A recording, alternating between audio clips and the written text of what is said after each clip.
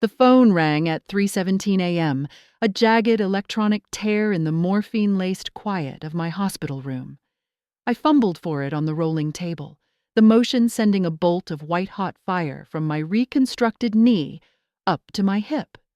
My hand trembled, not from the pain but from the conditioned response. A call at this hour meant one thing: a problem. And I was always the one who solved problems. "Alex," my father's voice was tight, stripped of its usual boardroom polish. "We have a situation." I pushed myself up. My teeth gritted against the grinding in my leg. The sterile smell of antiseptic filled my lungs. "What is it, Dad?" "It's Leo. His primary investor just pulled out. He's on the verge of losing everything." The practiced panic in his voice was an old, familiar song. My brother, the golden child. The startup prodigy was always on the verge of something, greatness or collapse, with no space in between. "Okay," I said, my own voice a dry rasp. "What does he need?" It was the question I was trained to ask. In the Army, you assess, you assist, you act. In my family, the roles were the same, just the uniform was different. "He needs a bridge loan, a significant one. The bank won't move quickly enough." There was a pause, a carefully placed silence, to let the implication land. "The farm," he finally said. "We need to leverage your half of the farm, just as collateral. It's a formality, really. He'll have new funding in a quarter." I stared at the pale green wall opposite my bed. The farm wasn't a stock portfolio or a line item. It was Grandma and Grandpa's legacy. 100 acres of rolling Virginia hills. They had worked until their hands were gnarled roots. It was the only place I ever felt my shoulders truly drop. I'd managed its finances from dusty outposts in Afghanistan, ensuring it was profitable, stable, and safe. It was half mine, a trust signed over on my 18th birthday, a tangible piece of home. "No," I said. The word felt foreign in my mouth. It was small, but it felt impossibly heavy. The silence on the other end of the line was different this time, not strategic. It was cold. "What did you just say?" "I said no, Dad. The farm is not collateral for another one of Leo's gambles. I'm not in a position to handle that right now." I gestured vaguely with my free hand to the metal cage immobilizing my leg. A souvenir from an IED that had ended my career. My father's sigh was a gust of disappointment. It was the sound he made when a subordinate failed to meet expectations. "Alex, I don't think you're understanding the gravity of this. This is your brother's livelihood, his family. Chloe is beside herself." "I understand perfectly," I said, the anesthesia haze starting to burn away, replaced by a chilling clarity. "The answer is still no." Then came the shift, the final, clarifying click of the lock. His voice dropped, losing all pretense of paternal concern. It became flat, hard, and dismissive. The voice of a chairman firing an underperforming asset. "You know, your mother and I have given everything to support your brother. We show up. We make sacrifices. We are a family," he said, the word family wielded like a weapon. "You fly in for a holiday, play soldier, and fly out. You don't know what real responsibility is." I didn't answer. I listened to the rhythmic beep of the heart monitor beside my bed. Steady. Calm. "You need to do this," he pressed. "I won't." He laughed then, a short, ugly bark devoid of any humor. "Of course you won't. Why would you? It's not your problem, is it? You just handle the clean, simple stuff. Black and white. Good guys and bad guys." He paused, and I knew the final blow was coming. It was aimed with a lifetime of precision. "You're just a soldier, Alex. You're not real family. You handle problems. Leo needs our support." He hung up. The click of the disconnected call was louder than any explosion I'd ever heard. I held the phone to my ear for a long moment, listening to the dead air. I didn't cry. I didn't throw the phone against the wall. I carefully placed it back on the tray, lining it up perfectly with the edge. My heart rate, according to the monitor, hadn't changed. 72 beats per minute. Steady. The pain in my leg was a distant throb, a secondary concern. The primary wound was somewhere deeper, a place I hadn't known was still vulnerable. It wasn't the fresh, hot agony of betrayal. It was the cold, quiet confirmation of a truth I had spent my entire life refusing to see. Not real family. The words echoed in the sterile silence of the room, and for the first time, I didn't try to argue with them. I just listened. That was the moment everything changed. Not with a bang, but with a click. Weeks earlier, the world had been dust and heat. My reality was the weight of my armor, the familiar scent of diesel fumes, and the low hum of anxiety that lived just beneath my skin. Family was a satellite call, a pixelated image of my parents and my brother Leo standing beside his gleaming new SUV. Leo was grinning, his arm around his wife, Chloe. My father was beaming with a pride so potent it seemed to radiate through the screen.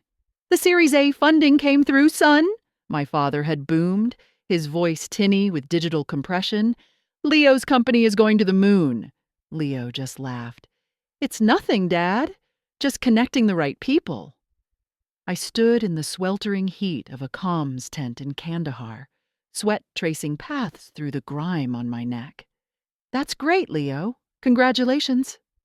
"Thanks, Alex," he'd said, his eyes flicking away from the camera. "Hey, listen, I know you're busy with your thing, but the quarterly property tax is due on the farm. Could you handle it? Things are just crazy over here." It was always my thing. Never my deployment, my service, my job.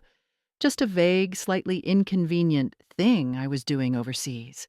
I'd nodded, the gesture lost to the choppy connection. "Already scheduled. It's handled." "See?"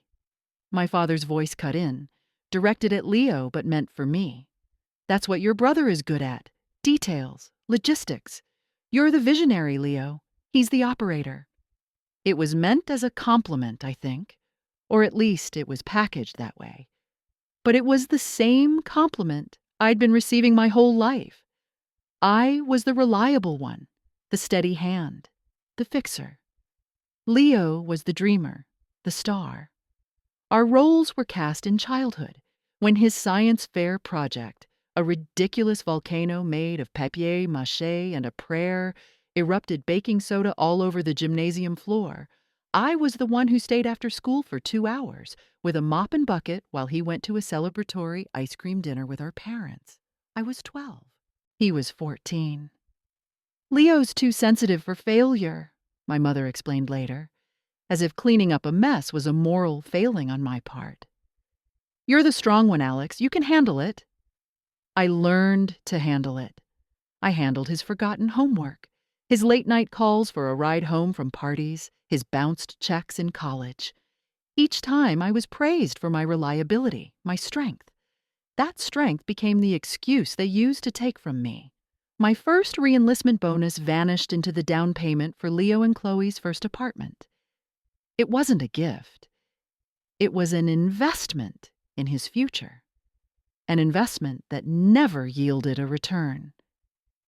I thought about his wedding, a lavish affair at a historic hotel. A month before the date, I got a frantic call. The venue had threatened to cancel. A deposit was missed. Leo was devastated. Chloe was hysterical. And my parents were worried about the social embarrassment. "The investors are just being slow with the payout," Leo had explained, his voice thick with contrived despair. "It's a cash flow issue, Alex. You know how business is." I didn't know how business was. I knew how a budget worked. I knew the difference between an asset and a liability. I also knew the look on my mother's face when she imagined calling all those guests to cancel. So, from a laptop in a forward operating base, I wired the $50,000. The wedding went off without a hitch. My father's toast was a soaring tribute to Leo's brilliance and Chloe's beauty. He mentioned my service in passing, a brief nod to our brave Alex, watching from so far away. No one mentioned that I had paid for the ground they were standing on. When I asked Leo about it a few months later, he'd been dismissive. "Oh, that. Don't worry, I'll get you back. Consider it a loan." A loan that was never spoken of again. The farm was different. It was my one non-negotiable. Our grandparents, tired of our parents' city-bred materialism, had put the farm in a trust for Leo and me. It was meant to be a legacy, a connection to something real. When I joined the Army, I took on the responsibility of managing it. I modernized the books, hired a good local manager, and turned its modest profits into a healthy, self-sustaining business. It was my anchor. From thousands of miles away, I could pull up the satellite view and see the green fields, the neat rows of crops, the sturdy white farmhouse. It was proof that something could be cared for, cultivated, and protected. It was everything my relationship with my family was not. While deployed, I'd given my father a limited power of attorney. It was a standard military precaution, for medical decisions only. A document to be used if I was unconscious in a hospital, unable to speak for myself. I'd handed him the papers in his pristine home office, surrounded by leather-bound books he'd never read. "This is only for an emergency, Dad," I had stressed, "if I can't make my own medical choices." He'd clapped me on the shoulder, his grip firm and proprietary. "Don't you worry, son. We'll take care of everything. You just focus on your thing." And I had. I focused on my soldiers, on the mission, on staying alive. 2 weeks before my tour was scheduled to end, I was focusing on the path ahead of my vehicle when the world dissolved into a flash of light, a roar that stole the air from my lungs, and a pain so absolute it had no beginning or end. I woke up at Landstuhl in Germany, then Walter Reed. The thing was over. My career was over.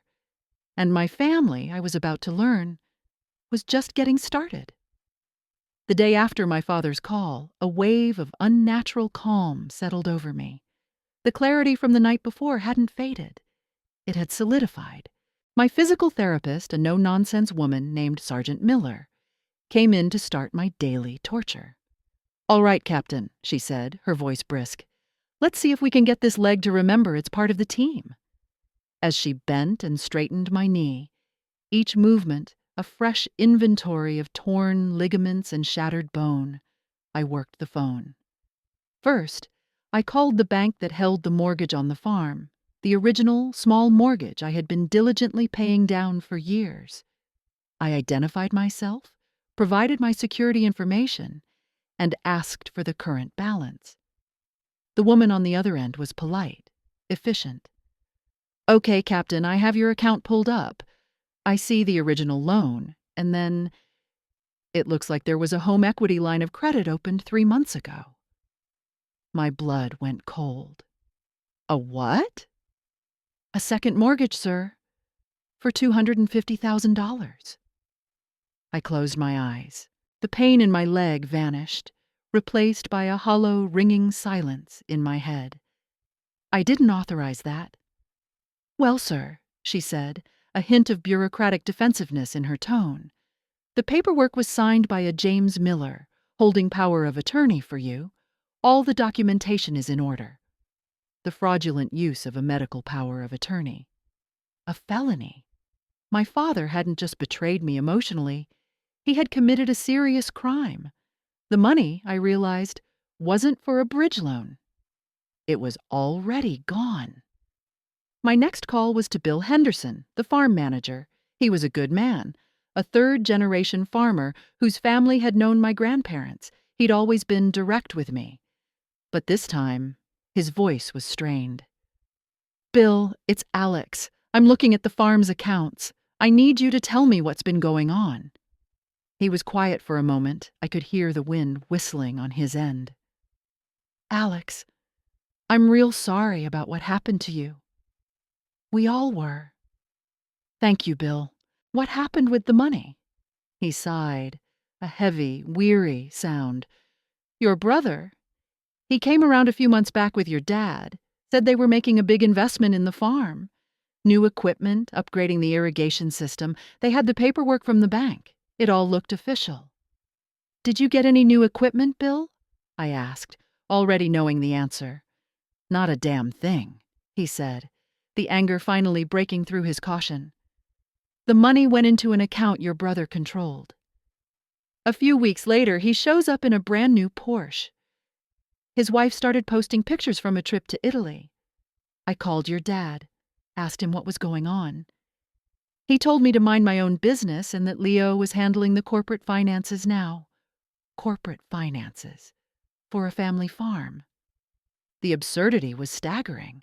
They hadn't just stolen from me. They had lied to a man whose trust I valued, jeopardizing the farm's operation and my own reputation. Bill, I said, my voice low and steady, I need you to do something for me. I need you to scan and email me every single piece of correspondence you've had with them, every invoice you submitted that went unpaid, every email, everything. You got it, Alex, he said, his relief palpable. I knew something wasn't right. The pieces were slotting into place. The casual cruelty of my father's words on the phone was not a moment of anger. It was a statement of policy. I wasn't family. I was a resource they had plundered, assuming my strength meant I could absorb any loss, and my distance meant I would never find out. They had underestimated my discipline. They had mistaken my silence for consent. That was their mistake. I wasn't a soldier anymore. I didn't have a mission. But they had just given me one. My phone buzzed. A text from my mother. Your father is very upset. Leo is under a lot of pressure. Please don't be selfish, Alex. We need to stick together as a family. I looked at the text. I thought about the stolen money, the fraudulent document, the lies. I thought about the word family. Then I deleted the message without replying. The first step in any operation is to secure the perimeter. I was done letting them in. The next few days were a descent. The physical pain was a constant, grinding reality, a reminder of my body's new limitations. But the emotional toll was worse. The sense of absolute isolation was suffocating. My room at Walter Reed, once a haven for recovery, started to feel like a prison. The calls from my family continued. First my mother, pleading, then my father, demanding, then Leo, alternating between feigned concern for my health and veiled threats about what would happen if I didn't cooperate. I didn't answer. I let the calls go to voicemail, a growing list of manipulations and lies I couldn't bring myself to listen to. I let it ring. I was at my lowest point one afternoon, staring at the ceiling and trying to calculate how long it would take for the bank to foreclose on the farm, when a nurse poked her head in. Captain, you have a visitor. I frowned. I'm not expecting anyone. He says you served together. A Sergeant Davies? My breath caught. Sergeant Mike Davies. He'd been my platoon sergeant for 2 tours, a quiet, whip-smart NCO from rural Pennsylvania who could read a map, a man, and a situation with equal unnerving accuracy. I hadn't seen him in over a year since he'd finished his own contract and gone back to civilian life. Send him in, I said, a flicker of something other than despair stirring in my chest. Mike walked in, looking older than I remembered. He was in civilian clothes, jeans and a faded flannel shirt, and he held 2 paper cups from the hospital cafeteria. He moved with the same quiet economy he always had, pulling up the visitor's chair without a sound. He handed me a cup. The coffee here is an insult to the bean, he said, his voice a low rumble. But it's hot.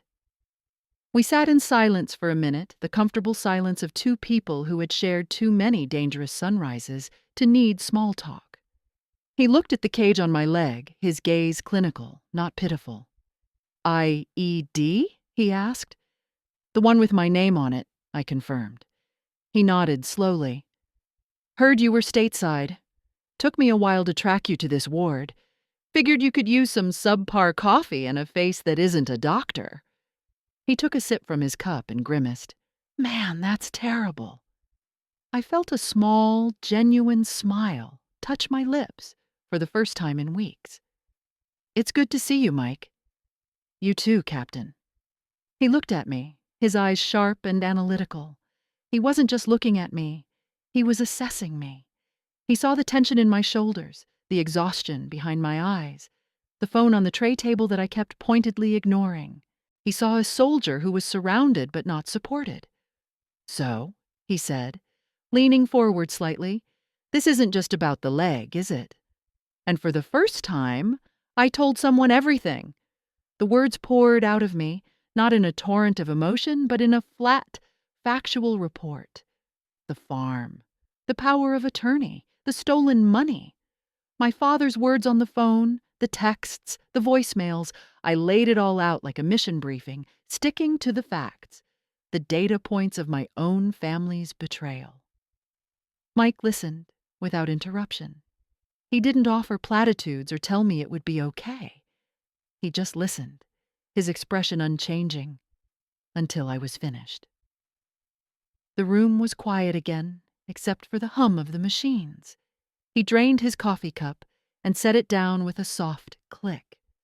He looked at me, and his next words weren't what I expected. There was no sympathy. There was no outrage on my behalf. There was only a simple, profound question. What's the mission, Captain? The question sliced through the fog of my pain and self-pity. It was the language I understood. It reframed everything. It wasn't a personal tragedy anymore. It was a problem set, an objective. The mission, I said, the word tasting like purpose, is accountability. Good, he nodded. That's a clear objective. Now what's your next move? You can't run an operation from a hospital bed. I'm being discharged in a week to outpatient physical therapy. The Army will put me in temporary lodging, but I trailed off. The idea of being alone in some sterile apartment, fighting this battle by myself, was overwhelming. Mike stood up. No, you're not doing that. He pulled out his phone and tapped on the screen. I've got a spare room. It's small, the couch is lumpy, but the door locks and the Wi-Fi is decent. My apartment is on the ground floor, so no stairs. You're staying with me. I stared at him. This man who had no blood connection to me, who owed me nothing, was offering me everything he had. It wasn't a mansion or a blank check. It was a spare room. It was safety. It was support. The contrast between his simple, unconditional offer and my own family's calculated cruelty was a physical blow. Mike, I can't ask you to do that. You're not asking, Captain, he said, his voice firm. I'm telling you. We don't leave our people behind. Not then, not now. He looked at me, and for the first time, I let the mask crack. I felt the sting of tears in my eyes, not of sadness, but of a profound, aching gratitude. He just gave a small, almost imperceptible nod. Finish your coffee. I'll be back at 0800 next Tuesday to pick you up.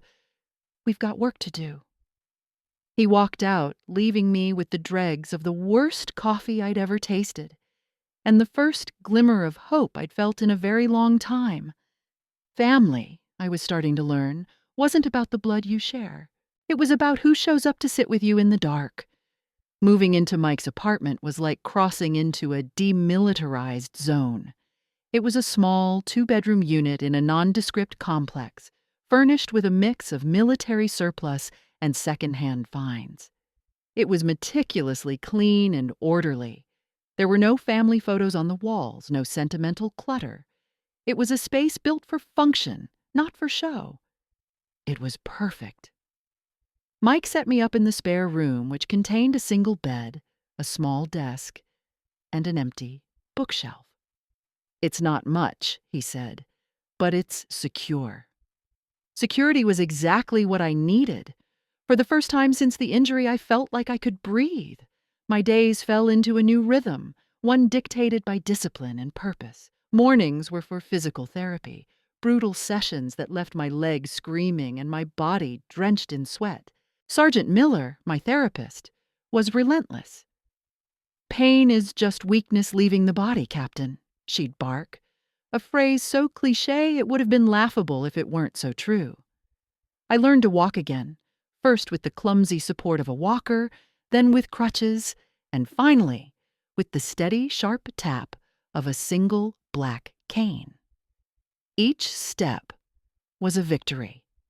Each milestone in my physical recovery mirrored a step forward in my plan.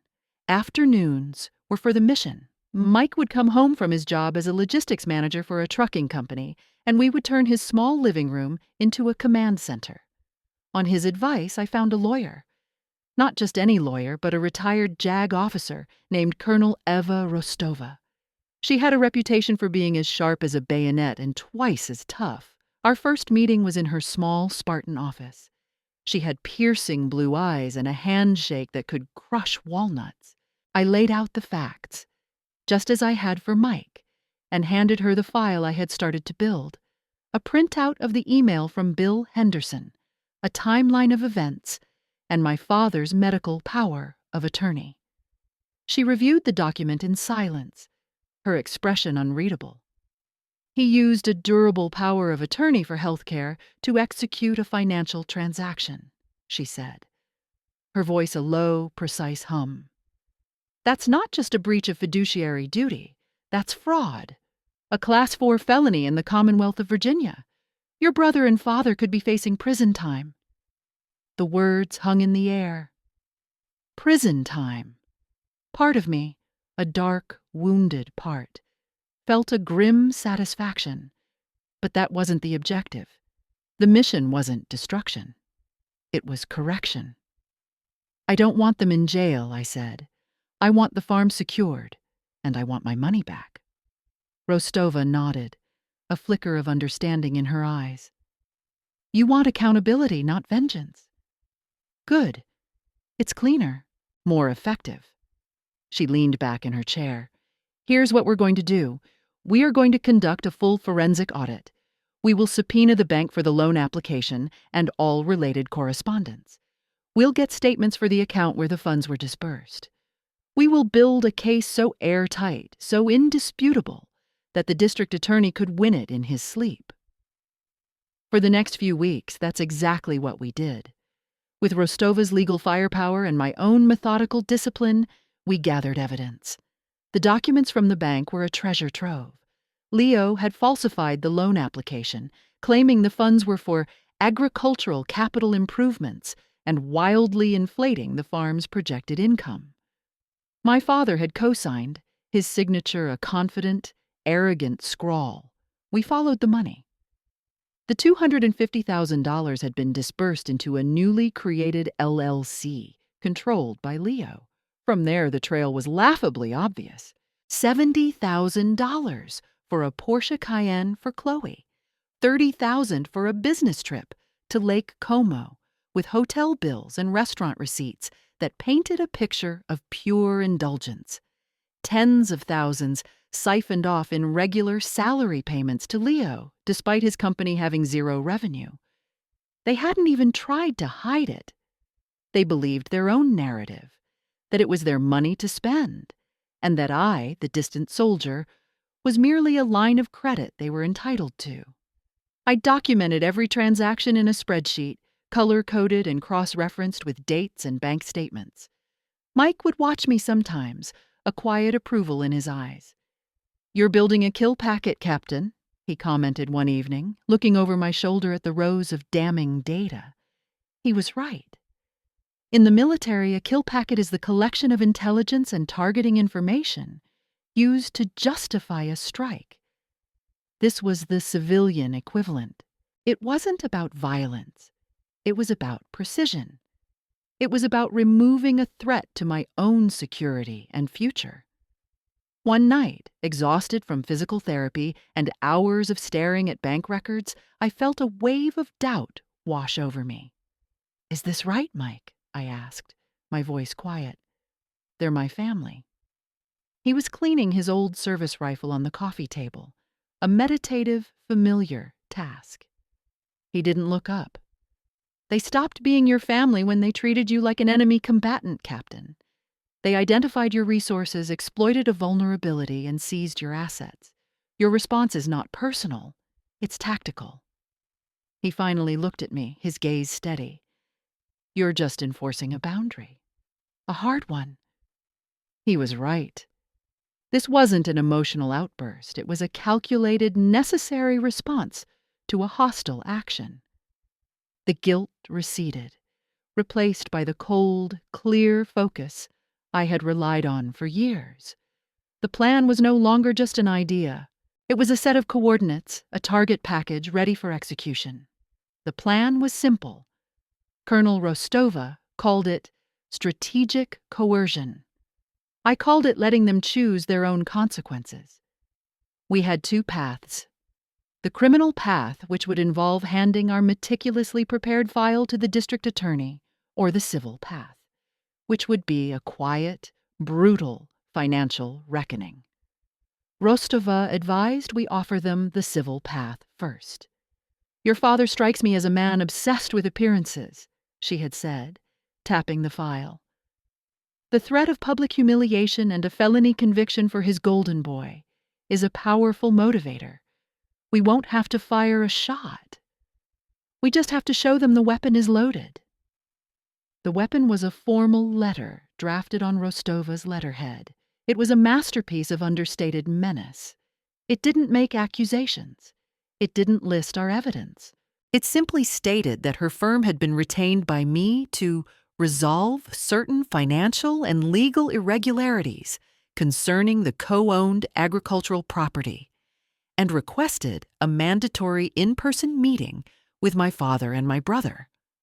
We send it via certified mail, Rostova instructed. Let them sit with it for a few days. Let their imaginations do the heavy lifting. We sent the letter on a Monday.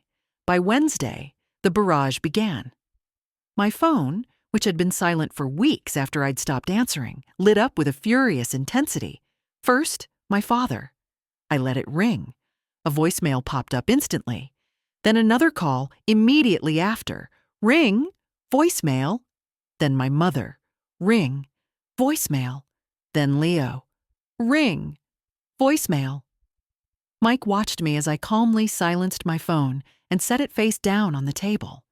Getting a little hot in the kitchen? He asked, a small smile playing on his lips. They're probing the perimeter, I replied, the military analogy coming naturally.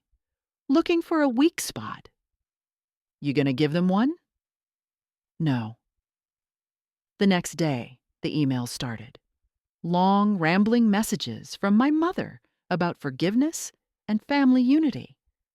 Angry, accusatory emails from my father about my disloyalty and disrespect. And a bizarrely arrogant email from Leo telling me to call off the lawyers and that we could work this out like adults. As if he hadn't just embezzled $250,000 from me. I forwarded them all to Rostova without comment, adding them to the growing evidence file under a new tab. Subject Communications Post-Notification. I focused on my recovery. I was walking with the cane full-time now. The limp was permanent, the doctors had confirmed, a constant, physical reminder of the price of my service. But with each step, I felt stronger, more grounded. The pain was no longer a fire. It was a dull, familiar ache, a part of my new landscape. One afternoon, Mike took me to a shooting range.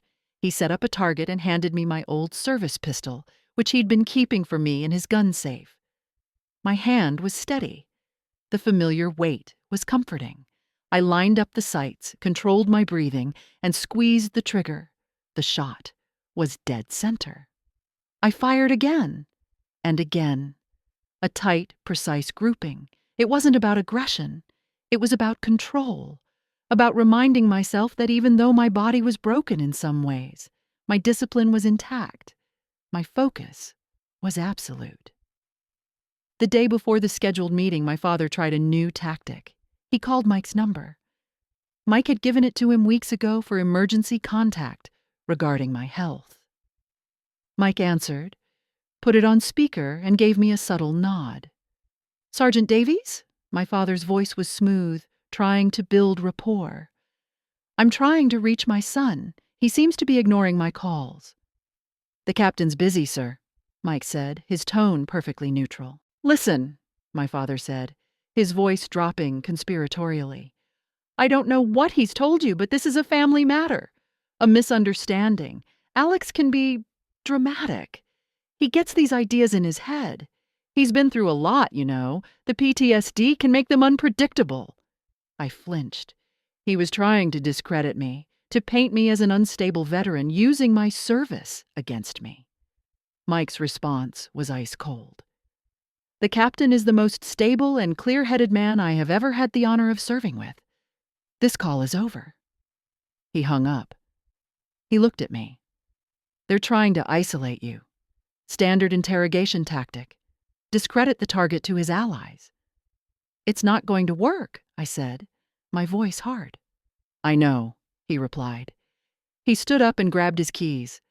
Come on, let's go get a decent steak. You've got a long day tomorrow. That night, as I lay in the quiet dark of the spare room, I didn't feel anger or fear. I felt a profound sense of calm. The pieces were in place. The strategy was set. The enemy, blinded by their own arrogance, was walking directly into the kill zone we had prepared for them. All I had to do was hold my position. The conference room at Rostova's law firm was deliberately cold. Gray walls, a polished black table, and chairs that were just uncomfortable enough to discourage long, rambling conversations.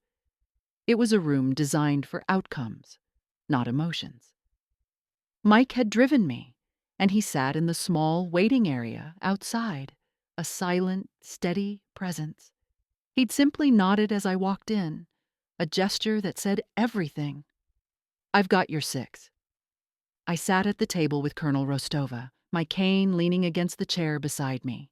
I was wearing a simple, well-pressed button-down shirt and slacks. I looked, I hoped, like a man who was there for a business transaction. My father, mother, Leo, and Chloe arrived together, a united front of entitlement and indignation. My father wore a suit as if his attire could lend him authority. Leo was dressed in his startup uniform of expensive jeans and a blazer, a look of petulant annoyance on his face. Chloe clung to his arm, her expression a carefully crafted mask of wounded fragility. My mother hovered behind them, her face etched with anxiety. They entered the room with a sense of ownership, as if they were the ones who had called the meeting. My father pointed a finger at me. Alex, I want you to tell me what in God's name you think you're doing, dragging your family into a lawyer's office? After everything we've done for you. Rostova didn't even look up from her notepad. Please have a seat, Mr. Miller. This meeting is at my client's request. Her tone was flat, leaving no room for argument. They sat, reluctantly, on the opposite side of the vast, empty table.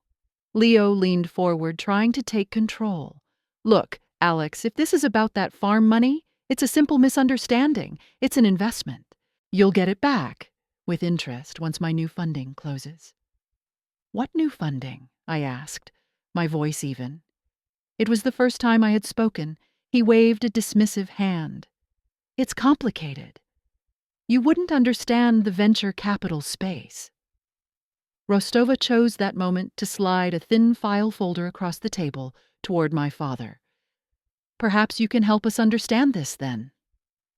My father opened it. Inside was a single document, a pristine copy of the durable power of attorney for health care. Rostova had highlighted the specific clause limiting its use to medical emergencies. He stared at it, his face beginning to flush. This is standard procedure for when he was deployed. Indeed, Rostova said. She slid a second, thicker file across the table.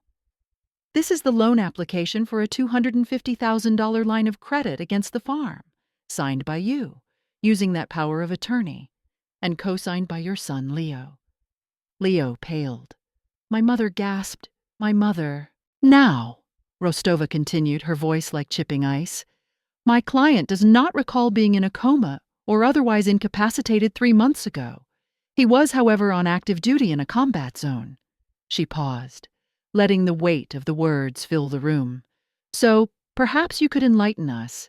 What exactly was the medical emergency that required you to fraudulently secure a $250,000 loan in his name?" Silence. My father's face had gone from red to a mottled, waxy white. He opened his mouth, then closed it. There was no answer. There was no lie big enough to cover this. Chloe broke the silence, her voice high and shrill. "This is ridiculous. Leo needed that money. His business is important. It's for the good of the family." Rostova ignored her completely. She slid a third, even thicker file across the table. It landed with a heavy, definitive thud. "And this," she said, "is a full accounting of where that money went. The Porsche, the trip to Italy, the personal salary payments, it's all here. Every receipt, every bank statement." My father stared at the file as if it were a venomous snake. He didn't open it. He didn't have to. I spoke then, my voice quiet but carrying across the table. "You called me selfish." I looked at my mother, whose eyes were wide with panic. "You told me we needed to stick together as a family." I turned to Leo. "You told me I wouldn't understand." Finally, I looked at my father. "And you told me I wasn't real family." I leaned forward slightly. "I understand everything perfectly now. You didn't see a son or a brother. You saw an unattended asset and you plundered it." My father finally found his voice, a strangled whisper. "What do you want, Alex?" It was the question of a man who had lost all control, the question of a man trying to negotiate his surrender. Rostova answered for me. "The terms are not negotiable. You have 2 options. Option A, this entire file, including evidence of felony fraud, wire fraud, and conspiracy, is hand-delivered to the district attorney's office tomorrow morning. We will also be filing a civil suit for damages, punitive and actual, that will strip you of every asset you collectively hold." She let that sink in. She let them imagine the public trial, the social ruin, the very real possibility of prison. "Or," she continued, "Option B. You will execute a full buyout of my client's 50% share in the farm at its current assessed market value of $1 million.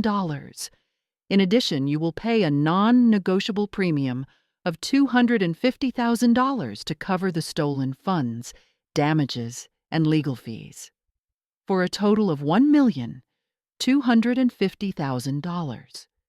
The funds are to be wired to a trust account within 30 business days. In exchange for that payment, my client will sign a release of all civil and criminal claims. You will never see or hear from him again." The room was utterly silent. Leo looked like he was going to be sick. My mother was openly weeping now, quiet, gulping sobs. My father stared at me, his eyes pleading. This was the moment he was supposed to lecture me, to pull rank, to put me back in my place. But all his power was gone, dissolved by a stack of paper on a cold, black table. "Alex, please," he whispered. "We can't. We don't have that kind of money."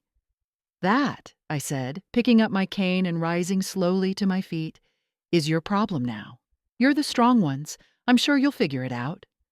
I turned and walked out of the room without looking back, the steady tap, tap, tap of my cane, on the marble floor the only sound.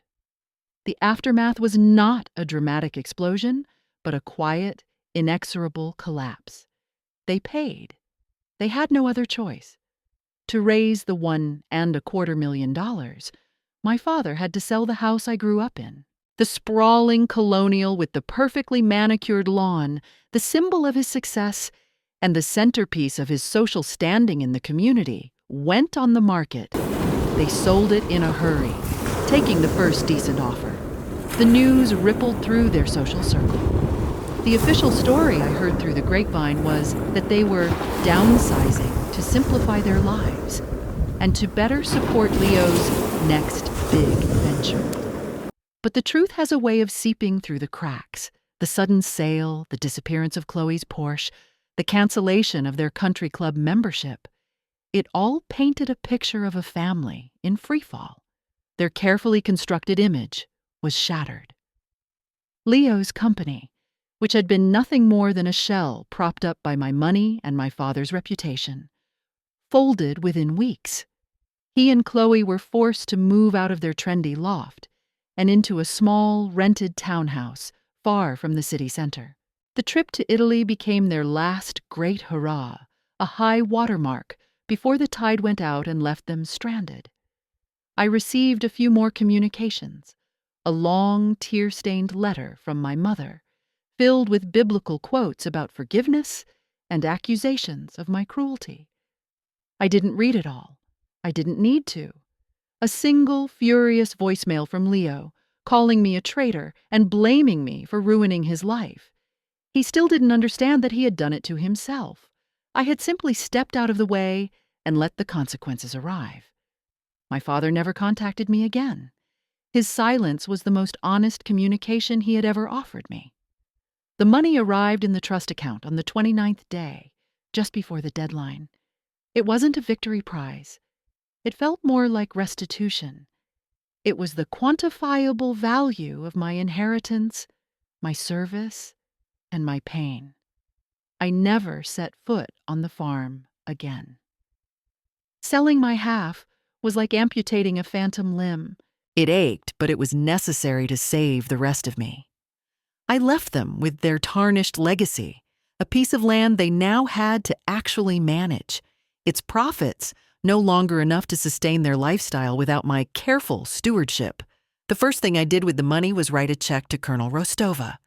The second was to call Mike. I met him at a small diner, the kind of place we both preferred. Over coffee, I slid a cashier's check across the table to him. It was for $50,000. He looked at it, then at me. "What's this?" "A down payment," I said. "On a house.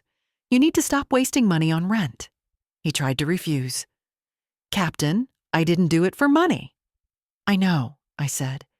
"That's why you deserve it. This isn't a payment, Mike. It's what family does. They invest in each other's security." He looked at the check, then back at me. He nodded slowly, the understanding passing between us without words. He folded it carefully and put it in his pocket. "Okay, Alex," he said, using my first name for one of the few times ever. "Thank you." I used the rest of the money to buy a small, single-story house in a quiet town in North Carolina, not far from a good VA hospital. It had a small yard and a wide front porch. It was accessible, quiet, and entirely mine. No one had a key except for me and Mike. I invested the remainder, creating a future for myself that was no longer tied to anyone else's expectations or failures. The break was clean. It was absolute. It was necessary. I didn't feel triumph. I didn't feel joy. I felt a quiet, profound sense of peace.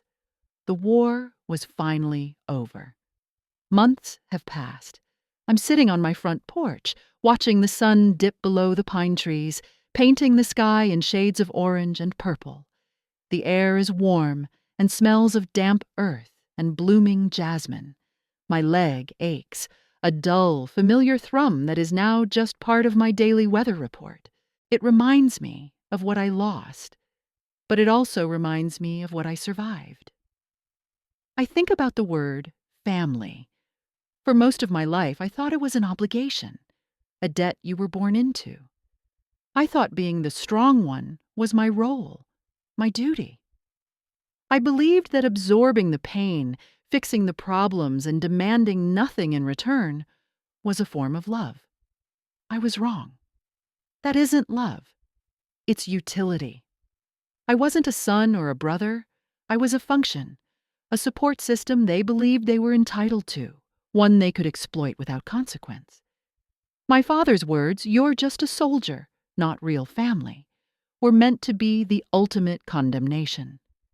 But he gave me a gift that day. He gave me the truth. And the truth, as it turns out, really does set you free. It's a hard freedom, earned at a high cost, but it's real. My real family is the man who showed up at my hospital bed with bad coffee and a clear question. It's the lawyer who saw not a victim, but a client with a righteous cause. It's the quiet understanding that we build our own platoons in life, our own fire teams. Family isn't about blood. It's about who holds the line with you when you're about to be overrun. It's about who shows up. Maybe you know what it's like. Maybe you've been the strong one in your family too. The one who is always capable, always reliable, and always taken for granted. The one whose strength is used as an excuse to be given nothing. You carry the burdens. You absorb the shocks. And you're told to handle it because you're the only one who can. If that's you, I want you to know that your strength is not a limitless resource for others to drain. It is yours, and you get to decide who is worthy of it. You get to decide when to stop carrying a weight that isn't yours to bear.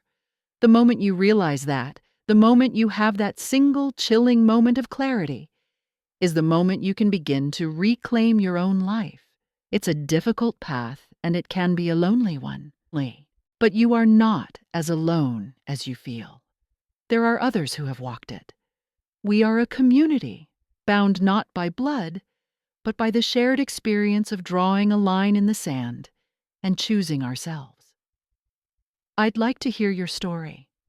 Tell me in the comments where you're watching from and about the moment you knew you had to stop being the strong one. Your story matters. It's a testament to the quiet strength it takes not to fight, but to simply let go. And if this story resonated with you, subscribe to the channel. Join our community, because we all need to be reminded that true family are the people who help you heal, not the ones who break you and then ask why you're bleeding.